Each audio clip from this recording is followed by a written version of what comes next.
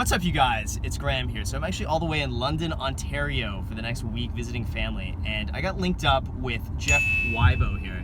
And Jeff and I actually go back pretty far, almost like about a year? Yeah, What's up, guys? It's been almost a year. I think when I first started making YouTube videos, Jeff was one of the first people that reached out, and this is when I had like a few hundred subscribers and reached out to me. I think he was just getting in real estate at the time, or he had just started doing it a few months. And we've kept in touch this entire time. Ended up meeting up a few days ago, and he tells me his first year in real estate, he's made over $100,000, which is absolutely incredible, let alone for just like the first year in real estate. So I'm with him now, and I figured we'd make somewhat of a spur of the moment video here where he explains his story, how he was able to do it, and hopefully that brings some experience and some knowledge to you guys who might be interested. So anyway, this is Jeff. What's up, guys? We're just driving around checking out some properties today while Graham's in town. And yeah, 100,000 in 1 year was tiring. That was every single day, answering the phone, getting out there. So if I want to go back to how I started, very early on when I was taking my first test, I just started telling people I was going to be a realtor, and I think that's really important. So whatever your network is, just tell them, so that when you have your license, maybe you already have some clients lined up. So, and if not, just team up with someone in your office and tell them you got a ton of clients. Let them take it. They'll hook you up later on. So why real estate? Like, why did you want to get in real estate? What was the, because you could be, I mean, you could be anything really.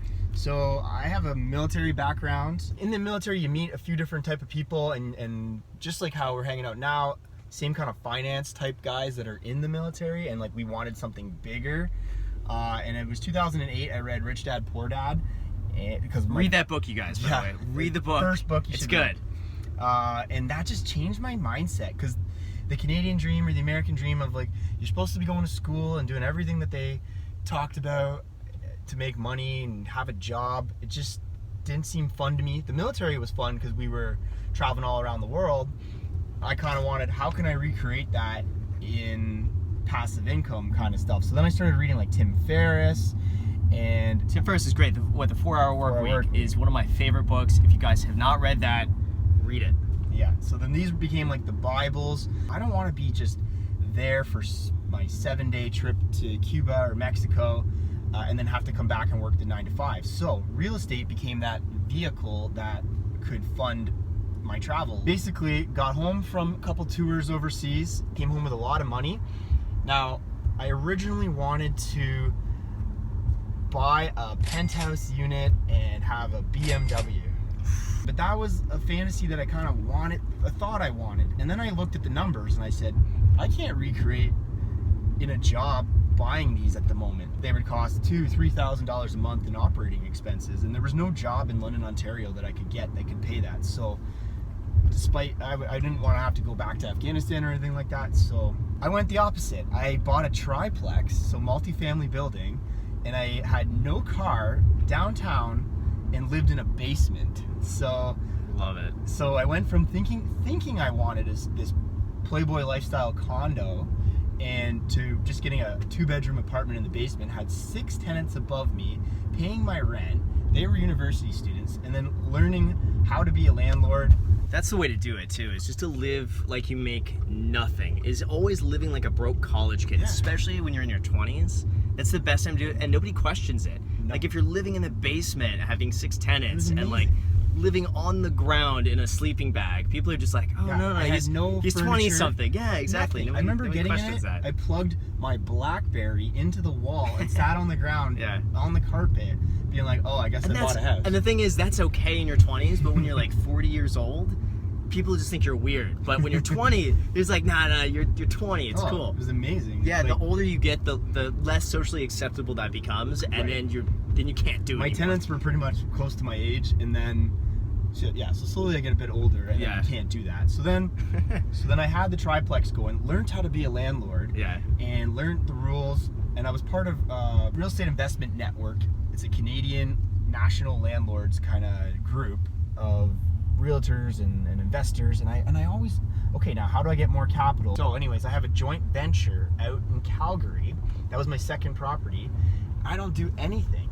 I get a check in the mail or I have all the checks for a year, and that is an easy passive way to be a landlord. Team up with somebody. You got the money, team up with the brains. And then, so they were out there, and that seemed the easiest for my second one. Then life got in the way a bit, and I ended up, wasn't socially acceptable to live in a duplex or a triplex anymore in the basement, because my girlfriend at the time kind of... And you were renting to mostly girls, right? Was it mostly girls? Yes. All girls? There's been years. Take tips here. Take tips from this guy. He's doing it right. Yeah, you got university stuff in your town, and you're 25. Get a sorority house. Exactly. Live in the basement. Okay, so I'm living for free in the triplex, and I thought, okay, it's nice here, but you know, there's 6 bodies moving in and out, up and down the stairs all the time. It's not that quiet. I'm getting a bit older. Why not?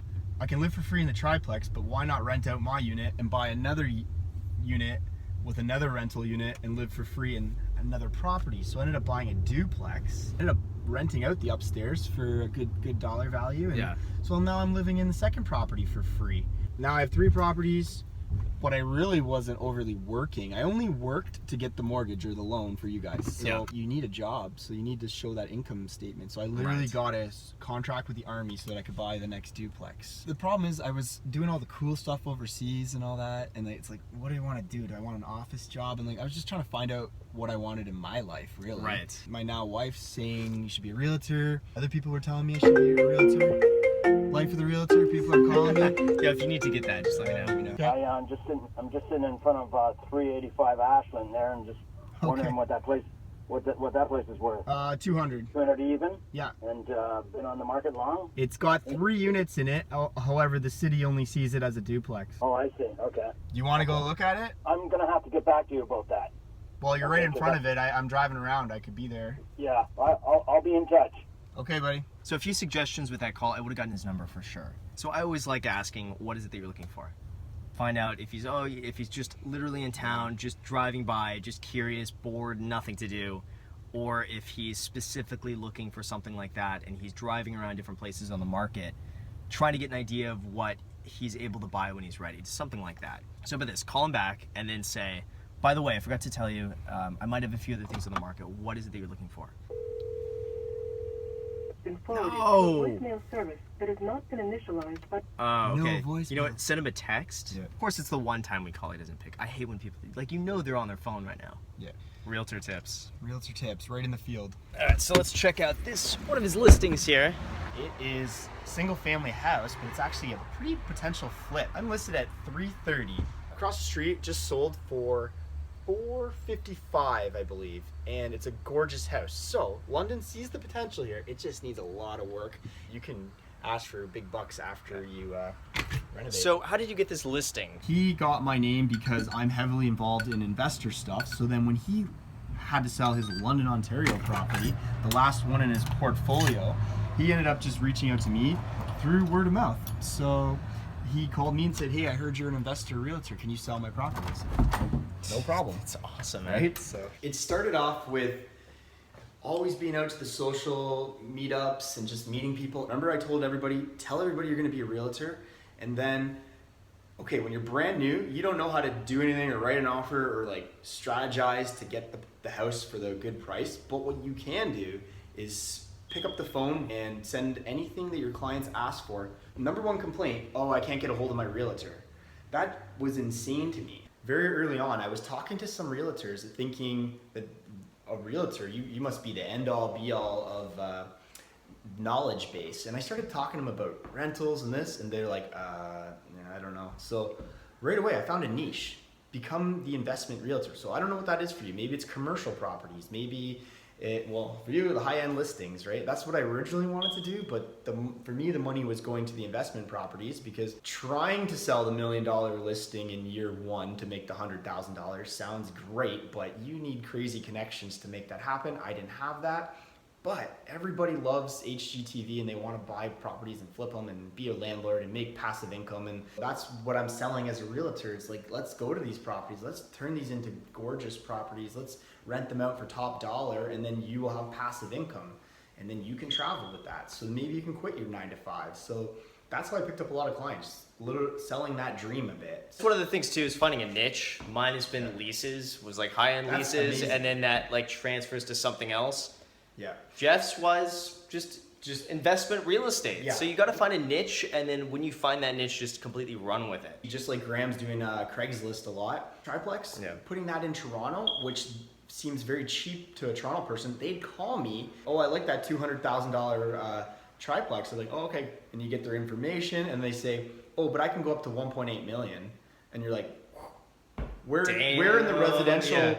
real estate could you get a client that quickly when you're new? They don't care that I'm new because I'm the one with the product and I can get them the deals, and then I can speak for myself just owning and knowing the rental laws and anything about zoning. Yeah, and nobody cares either if you're new or not. I've Yeah. never had people question it. People just Yeah. assume if you're selling a house that you've got to be experienced. You got to have like, usually people just assume you have like 5 years experience just automatically. Yeah, it just comes with confidence. Like at first you're kind of nervous about a few things, but it's usually behind the scenes and the public doesn't see it. See, for me, it's so much different. I might get just a few at a time, maybe like between 1 and 3 listings at a time. It's just a different price point. Like I don't do a lot of volume. I do more just like, it's the price point. So I do fewer in a higher price point than a lot of volume. This one over here, she's trying for 600. So I'm 300, jeez. 450, 600. So it's like, buy mine, renovate it up to the 600, but she hasn't sold just yet. So I want to talk about how I made the 100K in the first year, picking up the clients. Well, one of the things before also I was an agent, I helped rent out, it's just like you doing the leases. I did leases for other landlords that needed to. And then I met property managers. And property managers take care of your property managers. They have their ear to the ground and they know. So I get a call, I picked up the phone, and he says, hey Jeff, I know a landlord that's looking to sell and I heard you just got your real estate license. You should give him a call. Give the guy the call. I was pretty nervous during this call because like now I wouldn't be nervous, but I'm fake it till you make it. I was like, oh yeah, it was gonna be my first listing and that's so true about faking it until you make it. In the beginning, I was so nervous that just to pick up the phone and call somebody, your heart starts racing. You hope they don't pick up because then it's like, oh, I don't have to say anything. he could have said It's- it was $1 million and I would have been like, okay, Yeah. I'll sell it. And like, Okay, fine. even though it should have It's been so like true. 250 or something. Yeah, it's so true. I'll It's take so anything. true. I'm brand Yeah. new. I remember talking to my broker. My broker was Yeah. good advice. He's just like, tell him we'll get the sign on the lawn. And I'm like, okay. And now I'm learning like speed is important. Yeah. So like, that's what I was pitching a bit. Hey, if you want this sold, I can have the sign up in 1 hour. Just and I can actually incredible. do that. Yeah. Right? I can just, because you can make a phone call and pay someone $30 to do it. Yeah. Where other agents might do it tomorrow or later. So the guy's like, okay, put the sign on the lawn, fired him off the paperwork later on. The speed is everything too. Yeah, And exactly. people sometimes are in the moment for something, and when they're in the moment, you gotta get it. And sometimes the next day even they'll change their mind or it's just not for them. And you just gotta run with it. When they're in the mood, when they're actually willing to do something, you just gotta be available right then to do it. I got that one, and he had another property right beside Fanshawe College, and he wanted me to sell it too. All of a sudden, I have 2 signs within 2 or 3 blocks on Oxford Street in my first couple months you look of like real estate. such a pimp too. So then and- people are yeah. like, who's this Jeff Weibel, Jeff Weibel, Jeff Yeah. Weibel, Jeff Weibel? And then they can tell you make it, they give me a call. Even if they didn't want those properties, what do? We Gotta find him something else. find them something else. All of a sudden, the leads were coming in. So that's how I started off in the first couple months. That is so true, by the way, about having multiple signs in the same area and people start to see you over and over and over again, and then you build up your brand and reputation. People think if 3 people are using him to all sell their home at the same time, you've got to be good. You got to be like, you got to know that area better than anyone else, and that automatically gives you an edge. That if you go into a listing appointment in that area, people automatically trust you because 3 other people have shown and put their trust in you. So then very early on too, I learned that social media was super important, and I knew it would not be overnight, but I knew I had to get started because everything that the realtor in your office is doing, the older one, if he doesn't adapt, he's gonna be dead in the next. We're probably you're gonna do a video on like the future of agents, Yeah, right? exactly. You gotta adapt, do anything different. Like if a person was from out of town, I'd be like, I already have a video of it. Do you want me to send it to you? And nobody was doing that at the time, and now people are starting to emulate that a bit. Just give in your first year. Do not ask, do not be needy, do not do 3 showings and then say which one do you want to buy. Oh, that's so true. Like, that is just so true. Keep providing, because do you want to sell the guy one used car and it breaks down, and then like the house is shitty, and then they say, fucking Jeff sold me that shit house just because he wanted to make his commission. So it takes a bit of money to back to not feel so needy in a sale. Yeah. Like you're It's going such through a that, it's right? such Like, a catch-22, because it's like you want the sale. There's nothing you want more than that sale. But at the same time, if they sense any sort of like, I gotta make the sale, and they feel pushed in a way that they don't want to feel pushed, you kill it. Yeah. It's a long-term thing here. It's long-term. not like a short-term. How are they going to sell a refer house? you Yeah. to the next deal? But that just advanced me as a realtor as well, because I was out looking at the product with these guys. Yeah. And then even if they didn't buy, you know other people, and you're like, oh, how about that one? Yeah, I've been to it, right? Or, Yeah, in the beginning, I think it's really just experience. The more you're out there, the more people you meet, the more houses you see. It just helps you in every aspect. Even if that doesn't necessarily make you money, it's something that just goes into the knowledge base. So the 100K in 1 year. Yeah. Every day you should be doing something. I don't understand if you're just sitting there playing video games and you have no clients. What are you doing? So if you're just out there and you're doing something every day, like what can I be doing? A Facebook ad, liking people's posts, liking all the baby pictures, whatever. You're not even talking about real estate. You're just talking with your people. Kijiji, lots of ads on Kijiji. That is free. Put the listings up. Ask a guy in your office, hey, can I help you sell your house? He's gonna say yes, and then use it, brand it, write that you're a sales rep, and then they will call you, and then you bring that person to that guy's property. Making 100K in 1 year is not easy. You gotta be every day doing something. Be the go-to realtor for everything. If your client says, like, I need all these carpets for the listing, we need it cleaned, I joke, I say, I got a guy. I got a guy for everything. And if I don't, it doesn't matter. I just know where to call or find out. So you need to make it so streamlined, clean for your sellers, or even if a buyer's asking, like, oh, like, what's up with this roof? Well, let me just call my roofer. And then, like, always have Yeah, it's just customer service. the customer service. It's a lot of can customer go service. so far.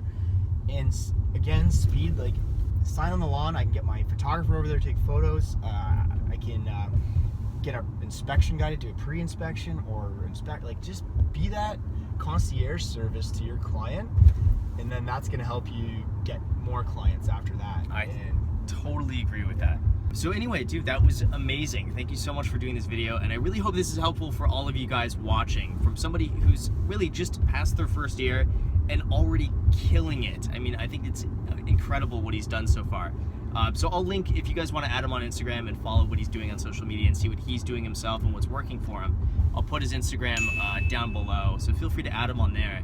Also, if you guys haven't already subscribed, you know you want to subscribe, so you make sure to click that subscribe button.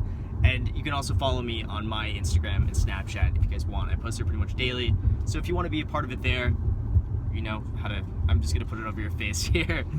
But dude, thank you again. I really appreciate this. Thank you. And thanks for watching, guys. Graham's channel is amazing. So Yeah, we might do some more collaborations in the future, so stay tuned for that. I'm gonna fly to LA. That's the next one. Yeah. Cool. Thanks, guys.